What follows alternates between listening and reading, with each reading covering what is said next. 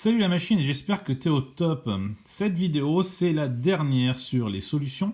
Après avoir abordé les solutions, la dissolution, faisons place à la dilution. On va le faire comme pour la dissolution, on va voir ce qu'est la dilution, puis comment faire une dilution expérimentalement. Alors c'est parti.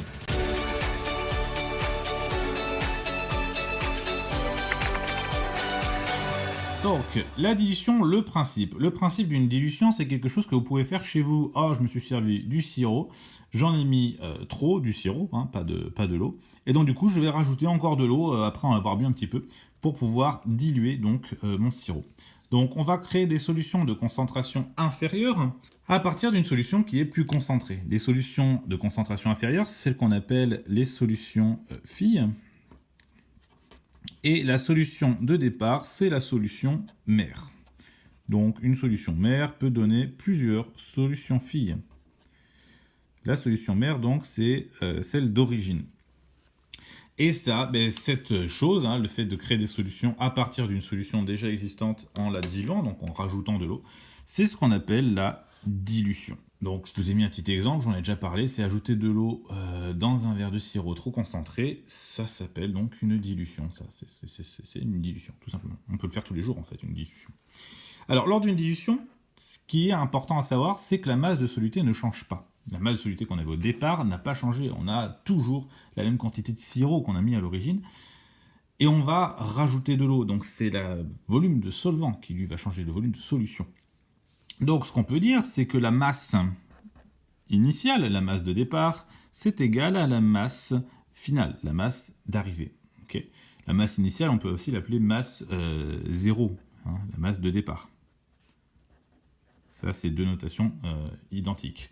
Or, on sait que la masse, c'est la concentration massique fois le volume. Jusque-là, rien de neuf. Donc, du coup, on va en déduire, ici dans notre cas, que MI ou M0, c'est égal à C0 fois le volume d'origine. Et la masse finale, c'est CF fois VF, le volume final. La concentration finale fois le volume final. Donc, eh bien, on va en déduire une relation hyper importante, c'est que C0 fois V0, c'est égal à CF fois VF. Et nous voilà avec une relation hyper importante pour la suite, pour faire une dilution. Alors, ce qu'on va faire, c'est qu'on va donc prélever un volume V0, deux solutions mères de concentration C0, pour créer une solution phi de volume VF et de concentration, logiquement, CF. Tout simplement.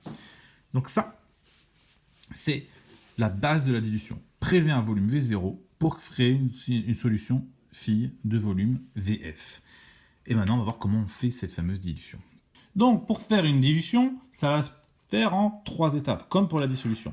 Il y a une étape préliminaire qui est logique, puisque la première étape, ça va être le prélèvement, donc savoir combien on va prélever de solution mère. L'étape préliminaire, ça va être de calculer le volume de solution mère qu'on va prélever. Donc, on prélève un volume V0 de solution mère. Bon, jusque-là, rien de dingue, hein. Le matériel est là un peu plus compliqué, puisqu'on a ici donc une propipette et une pipette. Alors ici, les pipettes, il vaut mieux les avoir jaugées. Il existe des pipettes graduées, mais c'est moins précis. Okay. Donc le matériel, propipette plus pipette. Et puis bien sûr, je le mets, mais c'est assez logique quand même, c'est la solution mère. Hein. Si on n'a pas de solution mère, on ne fait pas grand-chose. Les précautions, la précaution, ça va être au niveau de la pipette jaugée. La pipette jaugée, il faut faire attention parce que ici, on a un trait de jauge et donc on va avoir la création d'un ménisque. Donc on fait attention au ménisque. Il ne faut pas que ça dépasse trop, il faut juste que le bas du ménisque soit au niveau du trait de jauge. Et c'est tout. Voilà. Et on fait attention, bien sûr, à ne pas prendre d'air, à ne pas faire des bulles et tout ça. Mais ça, je vous apprends rien. La deuxième étape, ça va être l'addition en elle-même. Et l'addition en elle-même, donc encore une fois, hein, on regarde ce qu'on fait. Donc on verse V0 dans la fiole, le volume qu'on a prélevé, on ajoute du solvant en 2/3, comme d'habitude, et on agite pour homogénéiser tout ça. Donc je l'ai fait là en 2 étapes, on voit bien qu'ici la solution est concentrée, et là elle est un peu moins concentrée puisqu'on a rajouté de l'eau. Donc le matériel, c'est assez simple, hein, on se retrouve avec du matériel classique de chimie. On a donc ceci là, c'est une fiole, on l'a déjà vu sur la dissolution. On a bien sûr notre pipette et sa propipette, hein.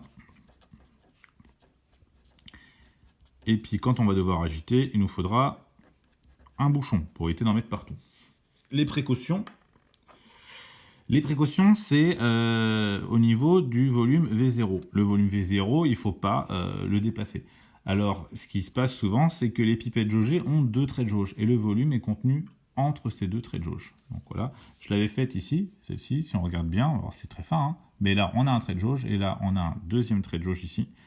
Donc, le volume qu'on veut prélever, il est entre ces 2 traits de jauge. Donc, on va verser de ce trait-là à ce trait-là, et le reste, on va le remettre dans la solution mère, puisque de toute façon, on ne l'a pas sali. Okay, donc attention au V0, il ne faut pas trop en prendre. Tout simplement. Et puis en agitant, on homogénise bien tout ça, quoi. Et la dernière étape, c'est la finition. C'est assez simple, la finition, hein. On complète la fiole avec du solvant.